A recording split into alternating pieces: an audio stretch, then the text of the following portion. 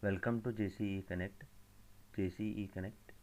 Today I'm going to start TQM 17ME664 C Division Module 5.7. Myself, Dr. Anand K. Vasmani, Jain College of Engineering, Belagavi. Outline of the presentation we have today: introduction, YY concept, example of YY concept, benefits of YY concept. Let us see the introduction that is Sakichi Toyoda, the Japanese industrialist, inventor and a founder of Toyota Industries, developed the five whys technique in the 1930s. The method is remarkable simple when a problem occurs. You drill down to its root cause by asking why 5 times. Here the Saki Toyoda, the Japanese industrialist, is the inventor and the founder of Toyota Industries, developed the five ways technique in 1930s. It became popular in the 1970s and Toyota still uses it to solve problems today. Toyota has a go and see philosophy. This means that its decision making is based on depth understanding of which actual happening on the shop floor rather than on what someone in a boardroom thinks might be helping. The five ways technique is true to the tradition and it is most effective when the answer comes from people who have hands-on experience of process or a problem in a question. The method is remarkably simple when a problem occurs. You drill down to its root cause by asking why 5 times. Then, when a countermeasure becomes apparent, you follow it through to prevent the issues from recurring. This you have to keep in the mind. That is, the five whys uses countermeasure rather than a solution. It uses a countermeasure rather than a solution. A countermeasure is an action or a set of actions that seek to prevent the problem from arising again, while a solution may just seek to deal with the symptom. As such, countermeasures are more robust and will more likely prevent the problem from recurring. Then you should know that when to use a five whys analysis. Okay, you can use five whys for troubleshooting, quality improvement and problem solving, but it is the most effective when used to resolve simple or moderately difficult problems.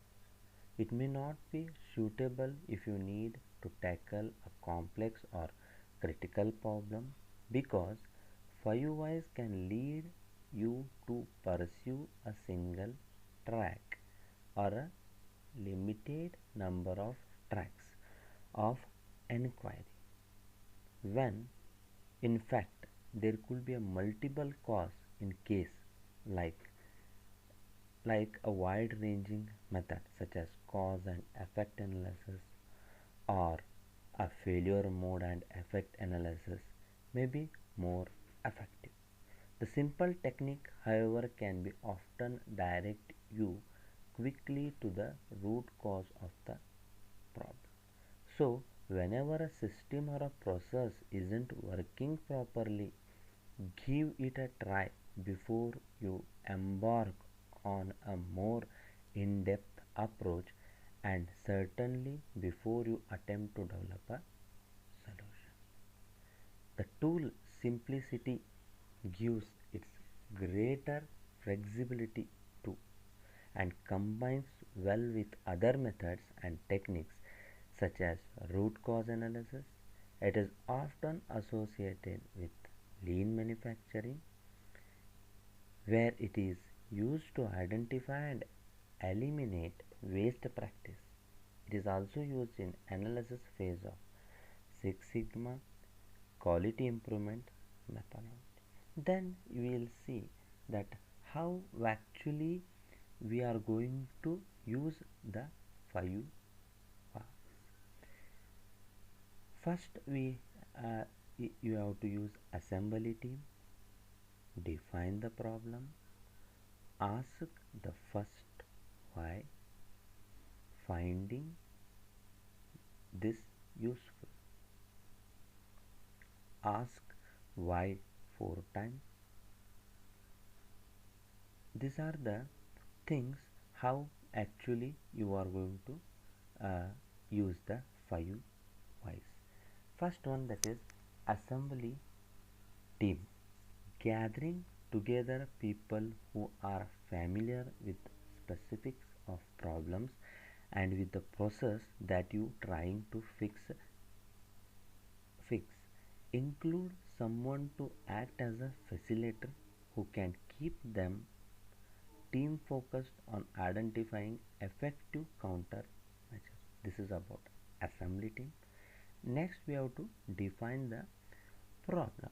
If you can observe the problem in actions, discuss it with your team and write a brief, clear problem statement that you all agree on. For example, team A team A isn't meeting its response time targets, or a software release B resulted into too many rollback failures. Then write your statement on a whiteboard or stick note, leaving enough space around it to add your answer to be repeated question why. Ask the first why. Ask your team why the problem is occurring. For example, why isn't team meeting its response time target? Asking why sounds simply, but answering it requires serious thought. Search for answers that are grounded in fact. They must be accounts of things that have actually happened, not guesses at what might have happened.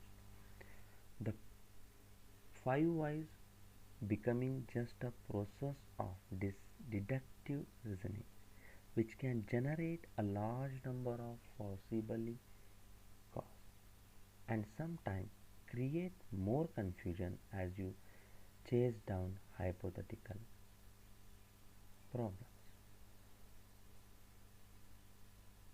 Your team members may come up with one obvious reason why or several possible ones. Record their answer as a phrases rather than as a single word or a lengthy statements, and write with them below or beside your problem statement. For example, saying volume of calls is too high is better than a average overloaded. Ask why 4 more times.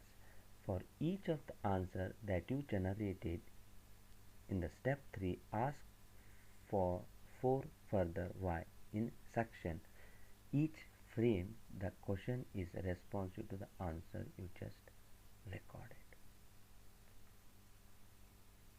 This is in YY concept. This is a simple tool but effective, applied at the individual and group level. This is a key to identify the root cause of the problem by focusing on the process rather than on the people. And the procedure is to describe the problem in a specific term and then to ask why. The question is asked 3 times or more times to obtain a root cause. You can use it in a troubleshooting, problem solving, and a quality improvement initiative. We can see the example of why concept. Why did we miss the delivery date? It was scheduled in time. It wasn't scheduled in time. Then you have to ask why. There was lot of engineering changes. Next you have to ask why. Customer requested them. This is the answer. And the team suggested changing the delivery date whenever engineering changes occurred. Here we have that is the problem. We can see our client is refusing to pay for leaflets we printed for him, and you see why. We have to ask the question. Then the delivery was late, so the leaflets couldn't be used. Next time also you have to ask the question why. The job took longer than we expected. Once again you have to ask why. The answer is we ran out of a printer link. Then you have to ask why. The link was all used on a larger last minute order. Then you have to ask why. Then we didn't have enough link in our stock and couldn't order new suppliers in the time. Okay, the 5 whys method also allows you to follow multiple lanes of enquiry. Okay, in our example, asking why was the delivery late produces a second answer, reason to asking why. For the answer relieves a single reason which you can address with a countermeasure. Similarly, asking why did the job take longer than expected, second answer reason to as a second answer reason to, and asking why at this point reveals a single reason. Another why here identifies two possibilities, reason 1 and 2, before a possible countermeasure becomes evident. There is also second reason for why we ran out of printer link, and a single answer for the next why, reason 1, which can then be addressed with a counter measure. Know when to stop. You will know that you have revealed the root cause of a problem when asking why produce no more useful response, and you can go no further. An appropriate countermeasure or a process change should then become evident. As we said earlier, if you are not sure that you have uncovered the real root cause, consider using a more in-depth problem solving technique like cause and effect analysis, root cause analysis, FEM. We will give some tips that in 5 why is really just a rule of thumb. In some case you may need to ask why a few more times before you get to the root of the problem. You may reach this point before you ask your fifth why. If you do, make sure that you haven't stopped too soon and that you not simply accepting knee jerk. The important point is to stop asking why when you stop producing useful response. As you work through your chain of question, you may find that someone has failed to take necessary action. The greater thing about 5 why is that it promotes you to go further than just assigning blame. We'll see the benefits of why concept. Helps to identify the root cause of the problem and distinguish them for less important one. Determines relationship between causes. Does not require statistical analysis. Very simple and a quick tool. And you can address the root cause.